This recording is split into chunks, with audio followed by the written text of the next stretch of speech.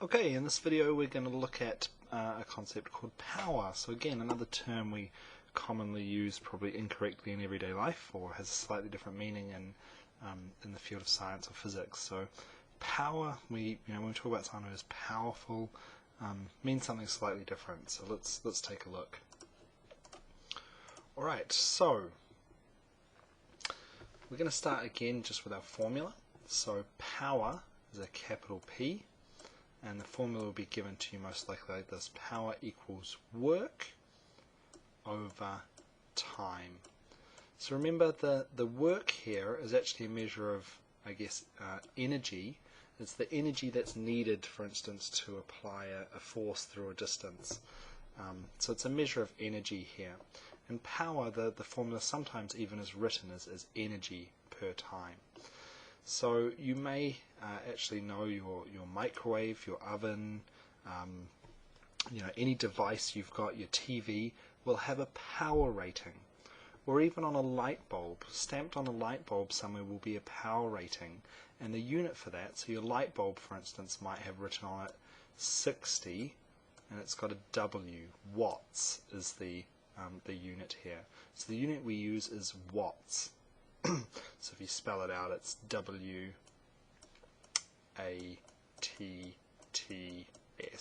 and it's a capital W is the symbol that we use. So what that means is that's the amount of energy that those devices use per second. So you can't actually just quantify, you can't say your oven or your fridge or your TV uses a certain amount of energy, because it's going to depend how long they're turned on for. If you watch TV for an hour, it's obviously going to use a lot more energy than if you just watch it for 5 minutes, if you've got it turned on for 5 minutes. So the power rating tells you how much energy it uses per time. And so watts is that measure of energy, and we've got there joules, and T, or time, here is measured in seconds. So the power rating, 60 watts, if you've got a light bulb that's 60 watts, it will be using 60 joules per second. So it's interesting to look at that sometimes, and it'd be interesting for you to go, have a look at the power ratings of some of the things at home, see if you can find it on there. There's often on a label somewhere there. And you'll find a heater, for instance. Heaters tend to use the largest amounts of power.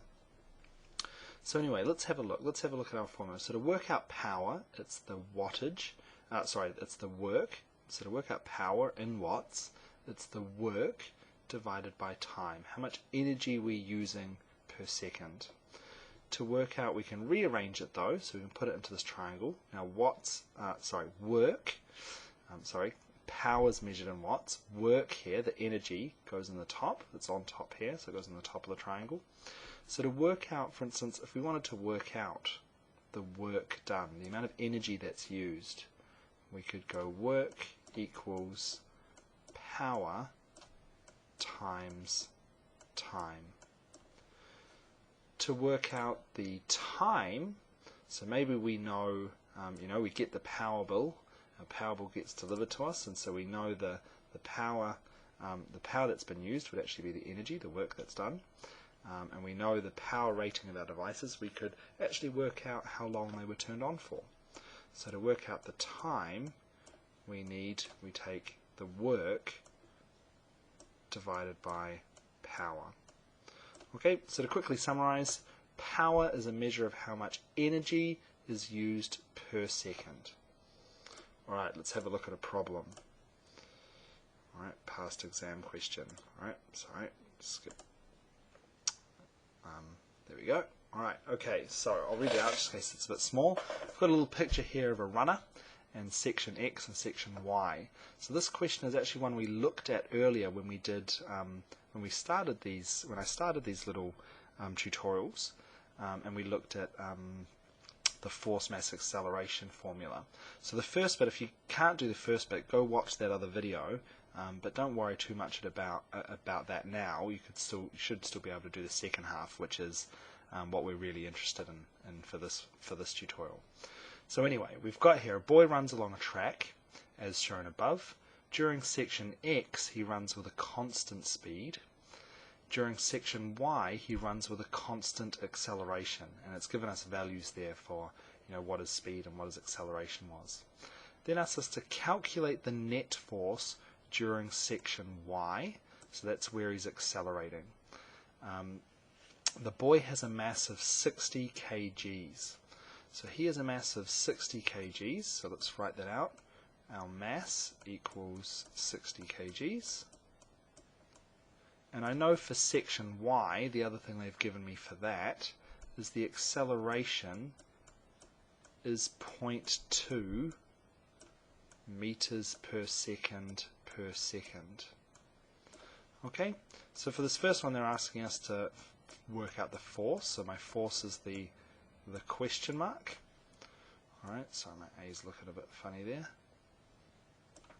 Alright, they've asked us to work out the force. So you should hopefully be able to pick out the formula we need to use here as force equals, it's just mass times acceleration. And again, if you're confused about this, it's just part of the question before we get into the actual work and power kind of stuff. Go back and watch one of the earlier videos. I did a video about this formula. So in this case, it is 60 times 0.2, which is going to be 12. I think that's right. 12, yep, that's right. 12 newtons. So 60 times 0.2. Check it on the calculator just to be sure. Yep, it is 12. Can do it.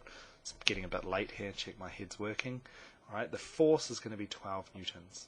Fantastic. Okay, so now on to the bit we're actually really interested in.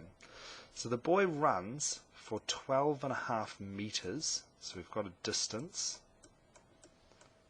equals 12.5 meters.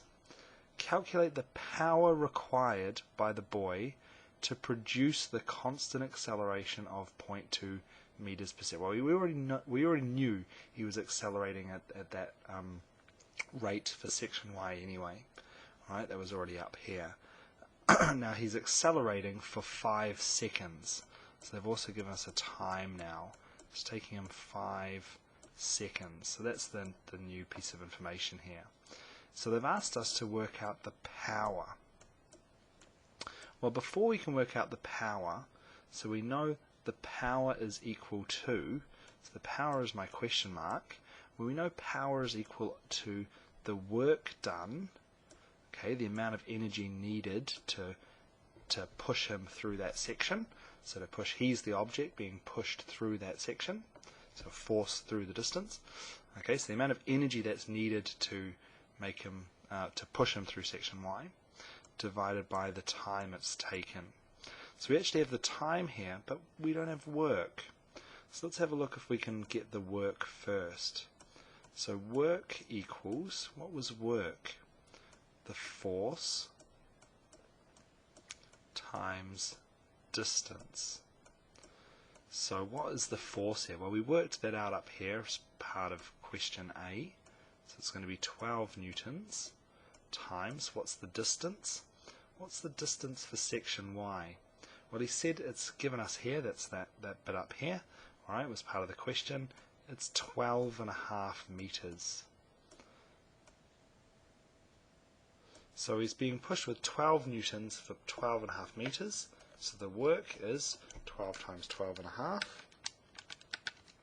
is 150. What's the unit? So for work, that's the amount of energy needed to push him through the 12.5 meters with 12 newtons. So energy is in joules. There's the work. So now we can go power equals wattage, work. Power is measured in watts, is work divided by time. Sorry, it's getting a bit late.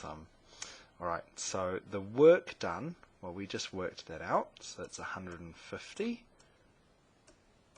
Alright, joules, so that's the energy that's needed, and he's spent that energy, he's used that energy, it's taken him 5 seconds, so we had our time over here, 5 seconds. So 150 divided by 5 is 30, just check that. Alright, check my head is working. Yep, it is definitely 30. Alright, and what's the unit for power? The unit for power is watts, which is how much energy we're using per second. So during section Y, while he was speeding up, he must have been using 30 joules per second. Cool, well, I hope you found that helpful, and again, if you're confused, just flip back in the video, have another look. You know, this first bit, if you're confused with that, go back and look at the video that's about force, mass, and acceleration. But it's a nice example of how they can tie together questions like this. And it's a good example of how work and power are often put together in a question too. So power is the work divided by time, the amount of energy used divided by the time taken, and it's measured in watts. We use this capital W as the unit. Great, that's it.